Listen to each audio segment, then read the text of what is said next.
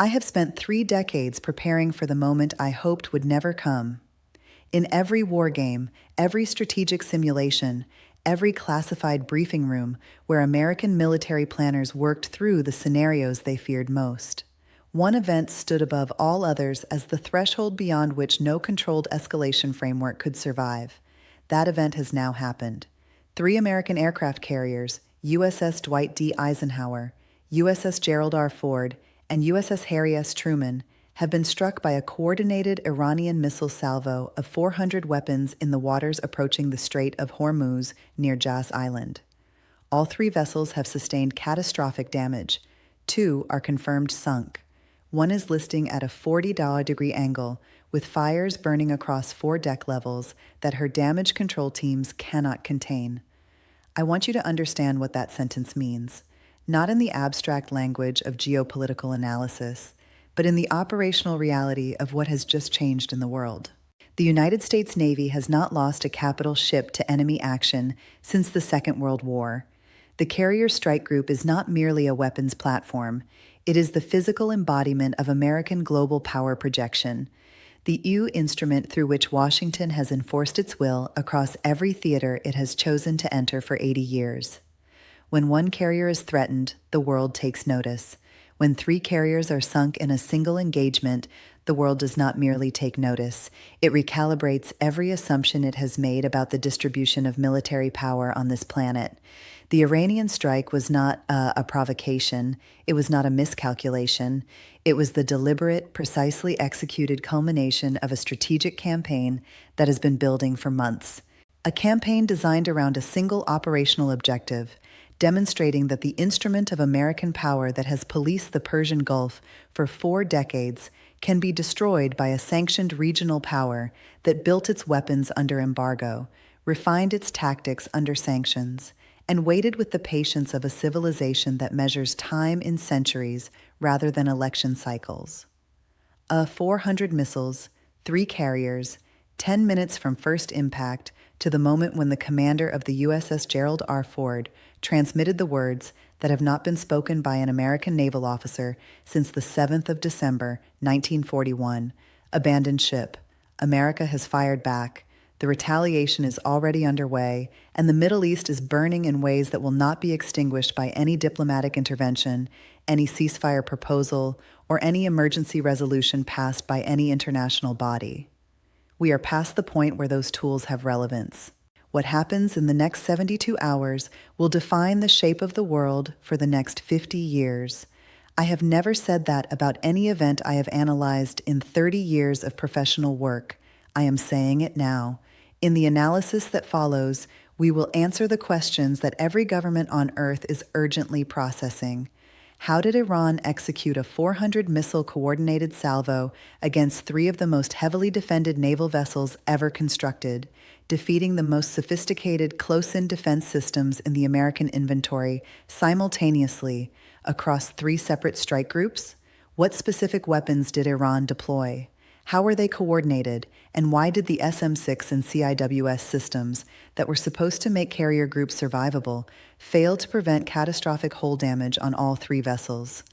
What is America's retaliation actually targeting? And does the strike package Washington has launched have any realistic prospect of degrading Iran's ability to close the Strait of Hormuz before the global economic consequences become irreversible? And when 3 American carriers are on the bottom of the Persian Gulf and the Middle East is burning from Beirut to Aden, what does the world look like on the other side of this moment? And is there any pathway back from the edge we have just gone over? If you have been following this channel because you wanted analysis that tells you what is actually happening rather than what the institutional machinery wants you to believe is happening, stay with me through this breakdown. Subscribe now if you have not already. Hit like. Share this with everyone you know who is trying to understand what the next 72 hours mean for the world. And leave your assessment in the comments. This is the most consequential event I have ever analyzed. I need your thinking as much as you need mine. Now let us work through this together. Part 1. 400 missiles, 10 minutes, 3 carriers gone, the strike anatomy. From a professional standpoint, the operational architecture of the Iranian carrier strike represents the most sophisticated anti-surface warfare campaign ever executed by any military force against any adversary. This assessment is not hyperbole. It reflects a precise evaluation of what was required to defeat the layered defensive systems, protecting 3 American carrier strike groups simultaneously, and what the successful execution of that defeat implies about the depth and maturity of Iranian anti-access area denial capability. The tactical problem that Iran's operational planners face was formidable. Each American carrier strike group maintains a defensive architecture specifically designed to defeat missile saturation attacks. The outermost layer consists of escort vessels, Arleigh Burke-class destroyers, and Ticonderoga-class cruisers equipped with the A-Spy-1 or A-Spy-6 radar systems and Standard Missile-6 interceptors capable of engaging threats at ranges of over 240 kilometers. The intermediate layer consists of the carrier's own defensive systems, additional SM-6 batteries, and the Evolve Seas Sparrow missile providing point defense coverage.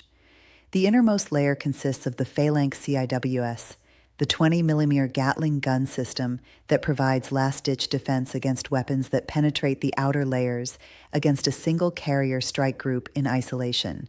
This defensive architecture is genuinely formidable against 3 carrier strike groups operating in close proximity, which was the configuration Iran's planners had identified and targeted. The defensive geometry creates overlapping fields of coverage that theoretically multiply the intercept capacity available against any incoming salvo. Iran defeated this architecture through a combination of 3 factors that had been individually recognized as threats by American naval planners, but had never been encountered simultaneously in a single engagement at this scale. The first factor was the deployment of the Theta-2 hypersonic glide vehicle as the primary strike weapon. Of the 400 missiles in the salvo, approximately 180 were Theta, 2 variants traveling at terminal velocities between Mach 12 and Mach 15, with maneuvering reentry vehicle capability that rendered the SM-6's intercept algorithms functionally obsolete against them. The SM-6 was designed for a threat envelope that does not include hypersonic maneuvering reentry vehicles at these velocities. The kinematic performance required to intercept a target traveling at Mach 15 while executing lateral maneuvers at multiple G levels in the terminal phase exceeds what the SM-6's own propulsion and guidance systems can deliver within the available engagement geometry.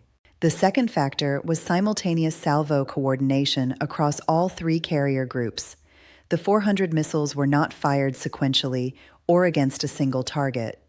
They were launched from multiple platforms, shore-based mobile launchers along the Macron coast, submarine-launched weapons from IRGC submarine assets pre-positioned in the operating area, and air-launched weapons from Iranian strike aircraft that had approached under electronic emissions control to within release range before the carrier group's radar picture identified them as a threat in a precisely coordinated sequence.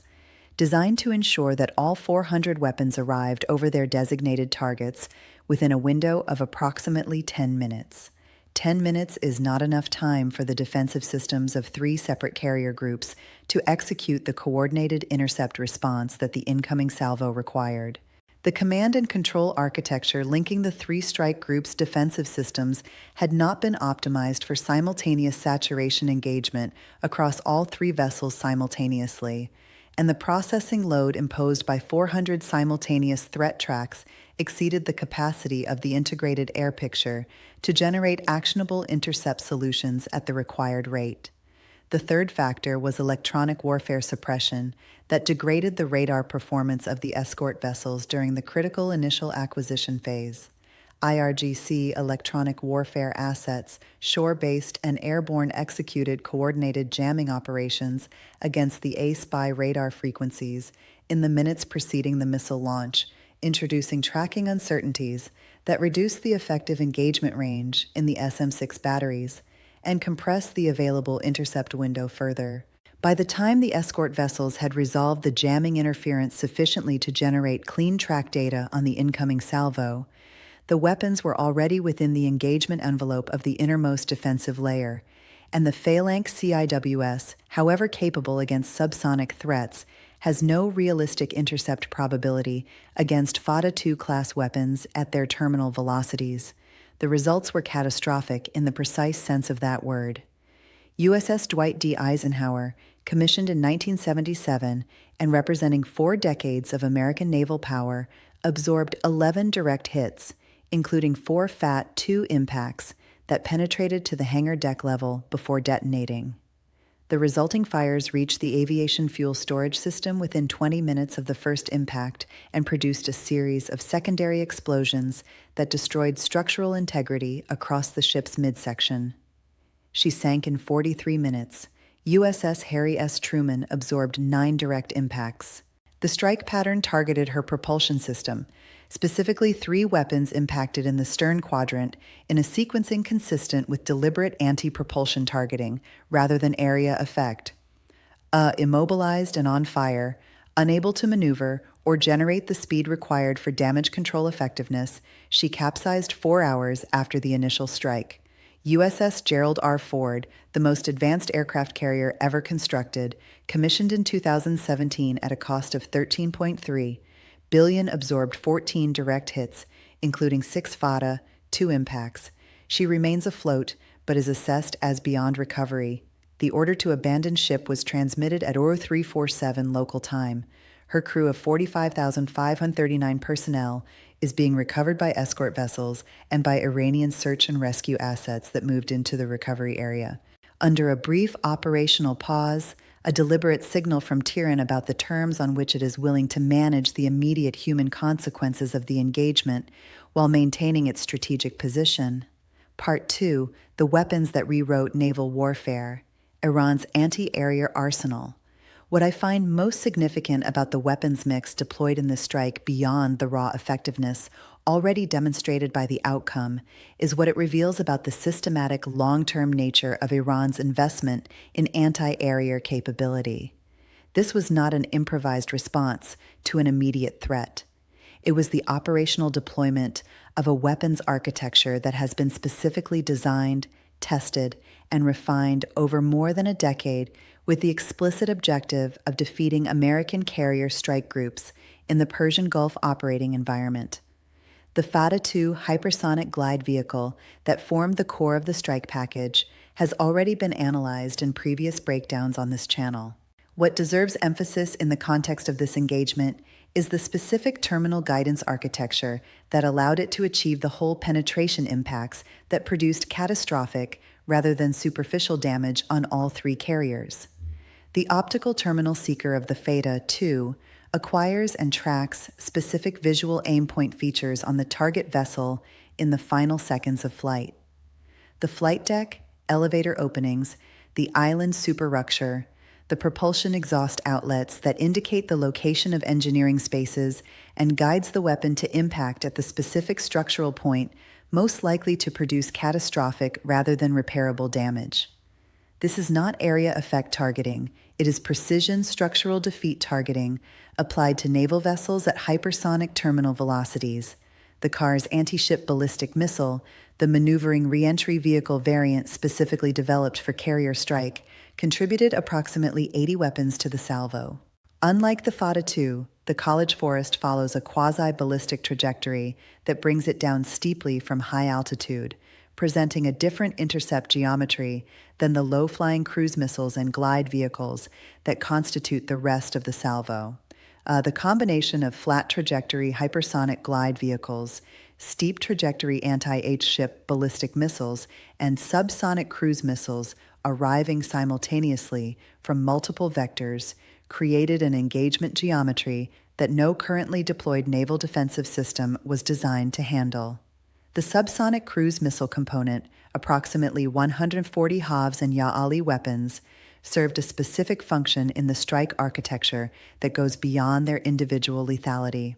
By saturating the innermost defensive layer with targets that the CIWS and short-range interceptors could engage, they consumed the defensive capacity of those systems against threats they could handle, reducing the available intercept resources for the hypersonic weapons that the innermost layer could not handle. Regardless, the sequencing was designed to ensure that when the Fata-2 weapons arrived at their targets, The CIWS magazines were already partially depleted by the preceding subsonic wave. The submarine component of the launch platform mix deserves specific attention because it represents the most operationally significant intelligence failure in the engagement. American anti-submarine warfare doctrine assumes a level of acoustic detection capability against Iranian submarine assets that the events of this engagement have empirically invalidated.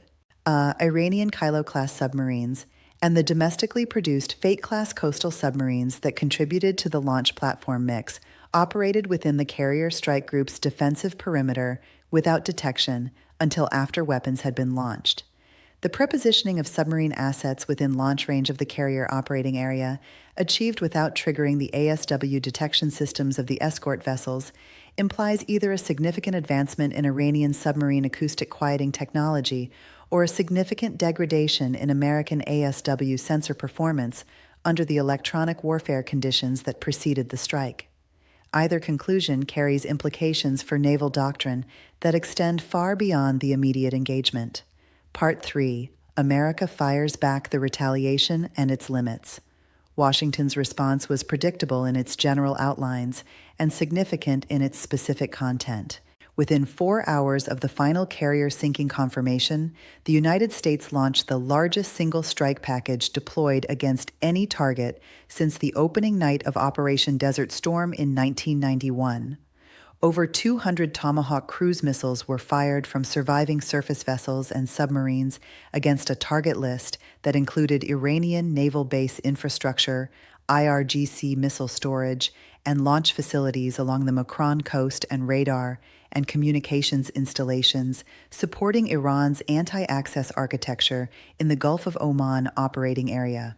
Having observed American retaliatory strike planning at close range during my career, what strikes me about the target list is as significant as what is in it. The Tomahawk strikes are targeting the infrastructure from which the carrier strike was launched, the shore-based missile batteries, the radar systems, the command facilities. They are not targeting the weapons themselves because the weapons have already been used. They are not targeting Iran's ability to execute a follow-on carrier strike because that ability, the mobile launch platforms, the submarine assets, the airborne launch systems, is dispersed, hardened, and mobile in ways that fixed infrastructure strikes cannot reliably neutralize. The retaliation is operationally significant as a demonstration of American willingness to respond. Its practical effect on Iran's ability to conduct follow-on operations is considerably more limited than its scale suggests. The more consequential element of Washington's response is the activation of the Hormuz contingency planning that has been on the shelf in the Pentagon for 40 years.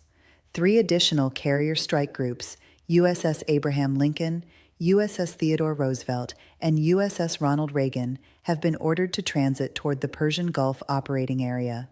That order reflects either a genuine intention to restore American naval presence in the Gulf by force or a deterrence signal designed to create uncertainty about American intentions without committing to the operational follow-through.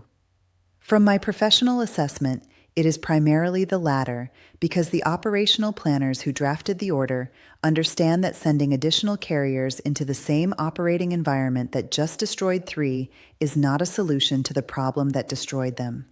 It is an invitation to repeat the outcome at larger scale. The Hormuz closure question is the variable that transforms this from a regional military crisis into a global economic catastrophe. Iran has not yet formally closed the Strait of Hormuz, the waterway through which 20% of global oil trade and 30% of global liquefied natural gas trade flows daily. But the sinking of 3 American carriers in the approaches to the strait has produced a de facto closure that the insurance markets and commercial shipping operators have already recognized. No commercial vessel insurer is currently writing coverage for tankers transiting the Strait of Hormuz. No major shipping operator is currently dispatching vessels into the operating area. The de facto closure is already producing the oil price spike that a formal closure would generate. Brent crude has moved above $180 per barrel in overnight trading, and the trajectory is upward with no credible ceiling in the current environment. Part 4, the nation that built the weapon that sank the carrier. I want to step back from the operational details for a moment and address something that the breathless coverage of this event has almost entirely missed: the human and civilizational dimension of what Iran has just accomplished and what it means for a people who have been subjected to a level of sustained external pressure that no other nation in the contemporary world has endured at comparable intensity. The missiles that sank 3 American carriers were not purchased. They were not imported through any supply chain. They were conceived by Iranian engineers working in facilities built by Iranian construction workers, manufactured using materials processed in Iranian industrial plants, tested on Iranian proving grounds, and deployed by Iranian soldiers who understood with complete clarity what they were doing and why it mattered. Every element of the capability that produced this outcome was built under conditions specifically designed to prevent its development under sanctions that targeted the technology, the components, the financial transactions, and the international relationships that would have made development easier. What that means is that the sinking of 3 American carriers is not merely a military event. It is the operational expression of a civilizational decision made 50 years ago. The decision that sovereignty is not negotiable, that no external pressure, however severe, will produce strategic capitulation, and that the development of genuine autonomous military capability is worth whatever cost its achievement requires. That decision was made under the Shah's successors in the crucible of revolution sustained through 8 years of devastating war with Iraq, in which the international community largely supported the aggressor, maintained through decades of sanctions that constrained every dimension of Iranian economic and technological development, and vindicated on this morning in the waters approaching the Strait of Hormuz. The contrast with what the sinking of 3 carriers means for American institutional psychology is instructive. American military culture is built on the assumption of invulnerability at the capital ship level, on the proposition that American carriers project power because no adversary can credibly threaten to sink them. That assumption has now been empirically invalidated. The institutional adjustment required to operate effectively in a strategic environment where that assumption no longer holds is not accomplished quickly or comfortably, and the evidence from Washington's response, the retaliatory strikes that cannot solve the underlying problem. The additional carriers ordered into the threat environment that created the crisis suggests that the adjustment has not yet begun in earnest. Part 5. The world after 3 carriers. A new strategic reality takes shape in fire. My assessment, stated as directly as I know how, is that the world that existed before this morning no longer exists, and the world that replaces it will be defined by the strategic realities that the sinking of 3 American carriers has established as permanent features of the operational landscape. In Moscow, the response combines genuine strategic satisfaction with careful public restraint. Russia has spent 2 decades arguing that American unilateral military dominance is not a stable foundation for international order, that a system in which one power can project decisive military force anywhere on the globe without credible challenge from any other actor creates the conditions for exactly the kind of miscalculation and overextension that produces catastrophic outcomes. The sinking of 3 American carriers by a sanctioned regional power that Russia has supported diplomatically and technologically is the most dramatic possible validation of that argument. Moscow does not need to do anything in the immediate aftermath. The event speaks for itself, and its implications for every American alliance commitment globally are already being processed in every capital that depends on American security guarantees.